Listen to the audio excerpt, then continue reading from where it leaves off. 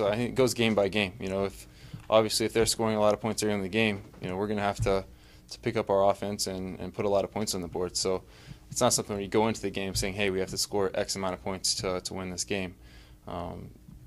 We obviously want to score as much as we can every game, but it depends game by game. If the situation calls for it, then you're going to have to score a lot of points. Ryan, your team has had a lot of success in the fourth quarter so far this year. What happens in the fourth quarter? Does the intensity level go up?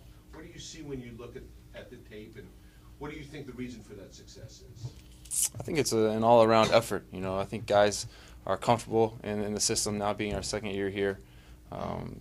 Everyone understands it's crunch time, and it's kind of do or die. Either we make a play and hang in this game to win, or we let it slip us by. I think last year we let the situation slip by us a lot more than we should have. Coming into this year, that was one of the points of emphasis of Coach Philbin, which is, hey, we need to make plays when it counts in the fourth quarter, into the second half, into the second quarter, and then the end of the second half as well. So we rep it a lot. We get a lot of practice of it in the off season, in camp, and we've done a good job up to this point. Ryan, when you lead a late touchdown drive for a last-minute touchdown pass to win a game, what changes? Does food taste better? Your teammates nicer to you? What's different? No, not a lot changes. We're excited to get the win. It's one of the most fun games I've been a part of, just to be able to go down and get the win at the end. I know when I came off to the sideline, I was exhausted after that drive. So not a lot changes. We're excited about being able to do that, but it's week 3. We're on to the next week and have a big game this week. But kids fantasize about that kind of thing when you're growing up playing football. I assume you did too? Yeah, of course. That's the situation you want as a quarterback. You want the ball in your hands with the chance to win at the end of the game. And we were able to execute this last week, but we have a lot of weeks to go, so we're going to have to do it again at some point in the year. Were you surprised you were as calm as you were? Your teammates all talked about that, or is that what you expect of yourself in that situation? I expect to be calm. If you're out there panicked, then you're going to give panic to everyone else. So you have to be in control of the situation, be confident in the guys around you, and I think that's the biggest thing. I was confident in the protection. They did a great job of keeping guys off and giving me time to throw. And guys were getting open and making big catches downfield. You lead the NFL in the red zone touchdown percentage, 87.5%. Why do you think that is?